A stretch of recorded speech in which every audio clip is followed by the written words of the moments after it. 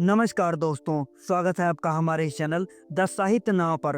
अपने उपन्यास गोदान को आगे बढ़ाते हुए चलते हैं उसके भाग 30 के पार्ट 2 की ओर। नदी के किनारे चांदी का फर्श बिछा हुआ था और नदी रत्न जटित आभूषण पहने मीठे स्वरों में गाती चांदी को और तारों को और सिर झुकाए नींद में माते वृक्षों को अपना नृत्य दिखा रही थी। मेहता प्रकृति की उस मादक शोभा से जैसे मस्त हो गए, जैसे उनका बालपन अपने सारी क्रीड़ाओं के साथ लौट आया हो। बालू पर कई फुलाटे मारी, फिर दौड़े हुए नदी में जाकर घुटनों तक पानी में खड़े हो गए। मालती ने कहा, पानी में न खड़े हों, कहीं ठंड न लग जाए। मेहता ने पानी उछाल कर कहा, मेरा तो जी चाहता है नदी के उस पार तैर कर आ जाऊं। नहीं नहीं, पानी से निकल आओ, मैं न जाने दूंगी। तुम मेरे साथ न चलोगी उस सूनी बस्ती में जहां सपनों का राज है। मुझे तो तैरना नहीं आता। अच्छा आओ, एक नाव बनाएं और उस पर बैठकर चलें। वह बाहर निकल आए। आसपास बड़ी दूर तक झाड़ू का जंगल था।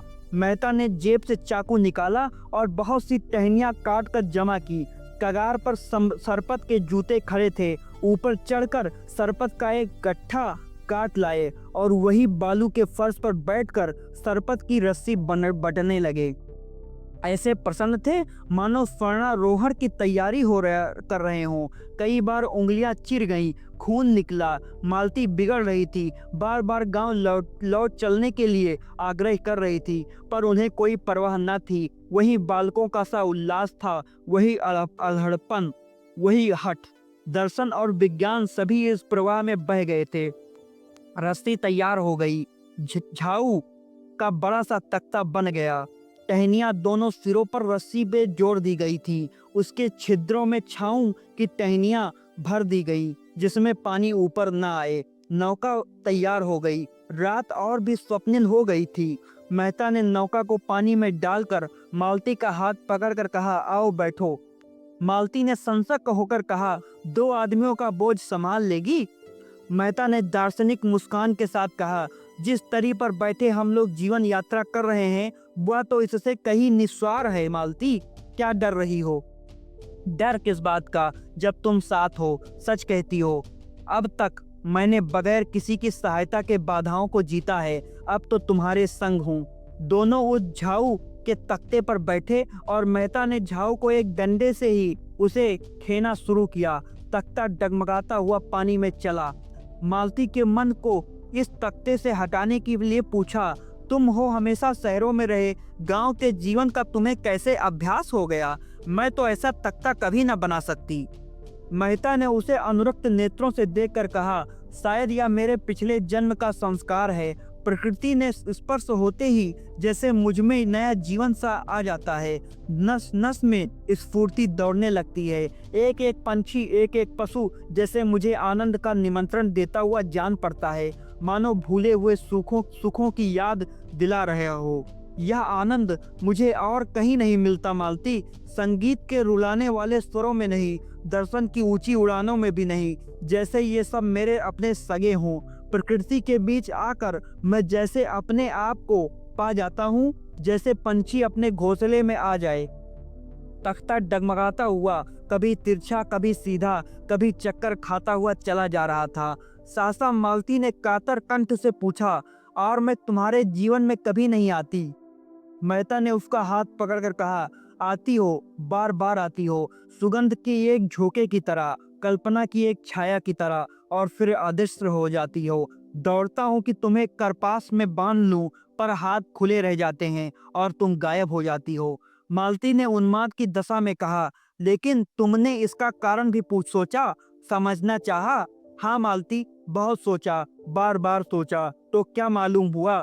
यही कि मैं जिस आधार पर जीवन का भवन खड़ा करना चाहता हूँ वह अस्थिर है। यह कोई विशाल भवन नहीं है, केवल एक छोटी सी शांत कुटिया है, लेकिन उसके लिए भी तो कोई स्थिर आधार चाहिए।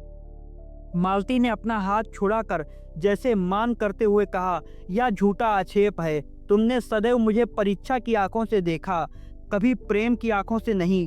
क्या तुम इतना भी नहीं जानते कि नारी परीक्षा नहीं चाहती, प्रेम चाहती है? परीक्षा गुणों को अवगुण, सुंदर को असुंदर बनाने वाली चीज है। प्रेम अवगुणों को गुण बनाता है और सुंदर को सुंदर। मैंने तुमसे प्रेम किया है। मैं कल्पना ही नहीं कर सकती कि तुम में कोई बुराई भी हो, मगर तुमने मेरी परीक्षा की और तुम मुझे अस्थिर, चंचल और जाने क्या क्या समझकर मुझसे हमेशा दूर भागते रहे। नहीं, मैं जो कुछ कहना चाहती हूँ वह मुझे कह लेने दो। मैं क्यों अस्थिर और चंचल हूँ? इसलिए कि मुझे वह प्रेम नहीं मिला जो मुझे स्थिर और अचंचल बनाता। अगर तुमने मेरे सामने उसी तरह आत्मसमर्पण किया होता जैसे मैंने तुम्हारे सामने किया है, तो तुम आज मुझ पर यह आक्षेप न रखते। मेहता ने मालती के मान का आनंद उठाते हुए कहा, तुमने मेरी परीक्षा कभी नहीं की, सच कहती हूँ, कभी नहीं। तो तुमने गलती की, मैं इसकी परवाह नहीं करती। भावुकता में ना आओ मालती।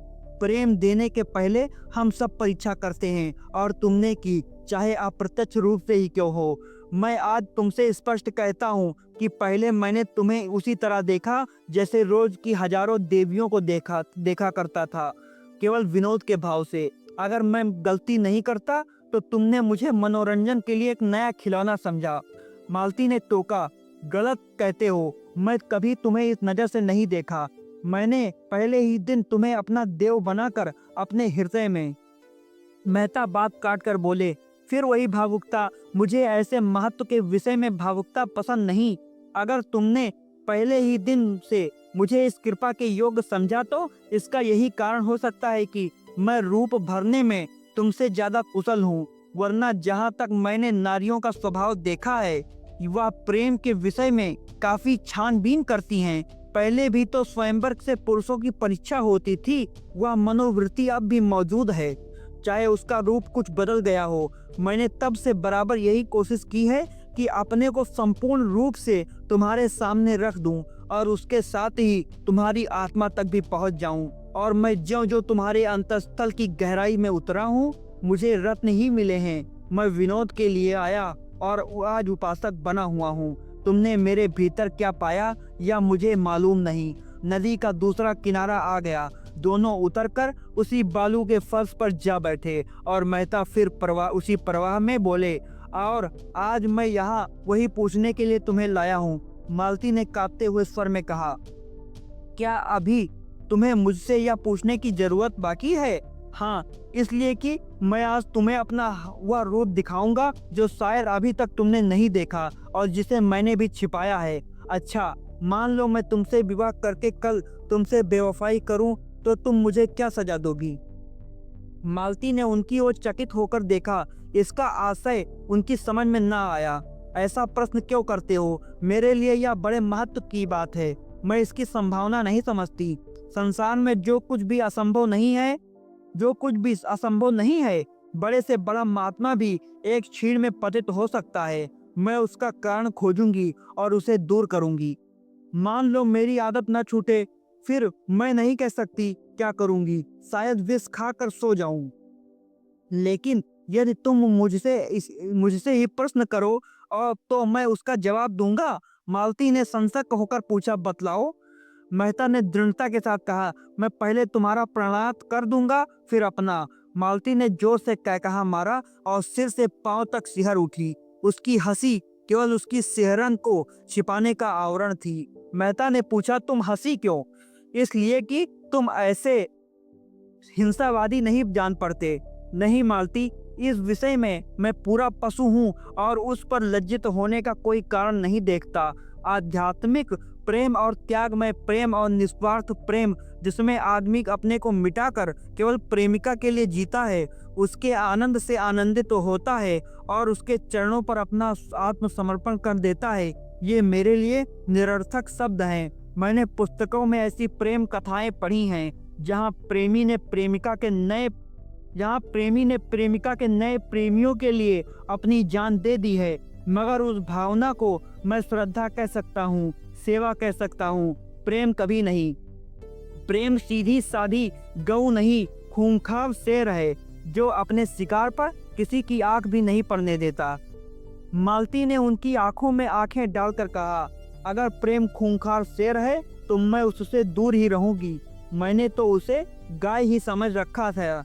मैं प्रेम को संदेह के ऊपर समझती हूँ वह देह की वस्तु नहीं, आत्मा की वस्तु है। संदेह का वहाँ जरा भी स्थान नहीं, और हिंसा तो संदेह का ही परिणाम है। वह संपूर्ण आत्मसमर्पण है। उसके मंदिर में तुम परीक्षक बनकर नहीं, उपासक बनकर ही अपना वरदान पा सकते हो। वह उठकर खड़ी हो गई और तेजी से नदी की तरफ चली, मानो उसने अपना खोया हुआ मार्ग पा लिया हो। ऐसी स्फूर्ति का उसे कभी अनुभव न हुआ। उसने स्वतंत्र जीवन में भी अपने में ऐसी एक दुर्बलता पाई थी जो उसे सदैव आंदोलित करती रहती थी, सदैव अस्थिर कर रखती थी। उसका मन जैसे कोई आश्रय खोज करता था जिसके बल पर टिक सके, संसार का सामना कर सके। अपने में उसे यह शक्ति न मिलती थी। बुद्धि और चरित्र की शक्ति देखकर वह उसकी ओर लालायित होकर जाती थी। पानी की भांति हर एक पात्र का रूप धारण कर लेती थी। उसका अपना कोई रूप न था। उसकी मनोवृत्ति अभी तक किसी परीक्षार्थी छात्रा की सी थी। छात्रा को पुस्तकों से प्रेम हो सकता है और हो जाता है, लेकिन वह पुस्तक के उन्हीं भागों पर ज्यादा ध्यान देता है जो परीक्षा में आ सकते हैं। उसकी पहली गरज परीक्षा में सफल होना है, ज्ञानार्जन उसके बाद है। अगर उसे मालूम हो जाए कि परीक्षक बड़ा दयालु है और वह अंधा है कि छात्रों को यूं ही पास कर दिया करता है, तो शायद वह पुस्तकों की ओर आंख उठाकर भी न देखे।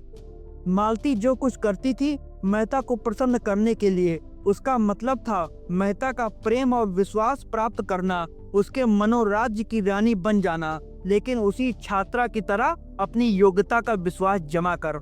लियाकत आ जाने से परीक्षक आप उससे संतुष्ट हो जाएगा, इतना धैर्य उसे न था। मगर आज मेहता ने जैसे उसे ठुकरा कर उसकी आत्मशक्ति को जगा दिया। मेहता को जब से उसने पहली बार देखा था, तभी से उसका मन उसकी ओर झुका था। उसे वह अपने परिचितों में सबसे समर्थ जान पड़े। उसके परिष्कृत जीवन में बुद्धि की प्रखरता और विचारों की दृढ़ता ही सबसे ऊंची वस्तु थी। धन और ऐश्वर्य को तो वह केवल खिलौना समझती थी जिसे खेलकर लड़के तोड़ फोड़ डालते हैं। रूप में भी अब उसके लिए विशेष आकर्षण न था। यद्यपि कुरूपता के लिए घृणा थी, उसको तो अब बुद्धि शक्ति ही अपने जोर झुका सकती थी, जिसके आश्रय में उसमें आत्मविश्वास जगे, अपने विकास की प्रेरणा मिले, अपने में शक्ति का संचार हो, अपने जीवन की सार्थकता का ज्ञान हो। मेहता के बुद्धि बल और तेजस्विता ने उसके ऊपर अपने मुहर लगा दी और तब से वह अपना संस्कार करती जाती थी। जिस प्रेरक शक्ति की उसे जरूरत थी वह मिल गई थी और अज्ञात रूप से उसे गति और शक्ति दे रही थी। जीवन का नया आदर्श उसके सामने आ गया था। वह अपने को उसके समीप पहुंचाने की चेष्टा करती हुई और सफलता का अनुभव करती हुई उस दिन की कल्पना कर रही थी जब वह और मेहता एकात्म हो जाएंगे, और यह कल्पना उसे और भी दृढ़ और निष्ठावान बना रही थी। मगर आज जब मेहता ने उसकी आशाओं को द्वार तक लाकर प्रेम का वह आदर्श उसके सामने रखा, जिसमें प्रेम को आत्मा और समर्पण के क्षेत्र में गिरा कर भौतिक धरातल तक पहुंचा दिया गया था, जहां संदेह और ईर्ष्या और भोग का राज है, तब उसकी परिष्कृत बुद्धि आहत हो उठी और मेहता में जो उसे श्रद्धा थी उसे एक धक्का सा लगा, मानो कोई शिष्य अपने गुरु को कोई नीच कर्म करते देख ले। उसने देखा मेहता की बुद्धि प्रखरता प्रेम तत्व को पशुता की ओर खींचे लिए जाती है और उसके देवत्व की ओर से आंखें बंद किए लेती है, और यह देखकर उसका दिल बैठ जाता है। मेहता ने कुछ लज्जित होकर कहा, आओ कुछ देर और बैठें। मालती बोली, नहीं, अब लौटना चाहिए, देर हो रही है। तो दोस्तों, यह था गोदान उपन्यास का भाग 30 का पार्ट 2। अब मिलते हैं अगले भाग में, भाग 31 में। धन्यवाद दोस्तों।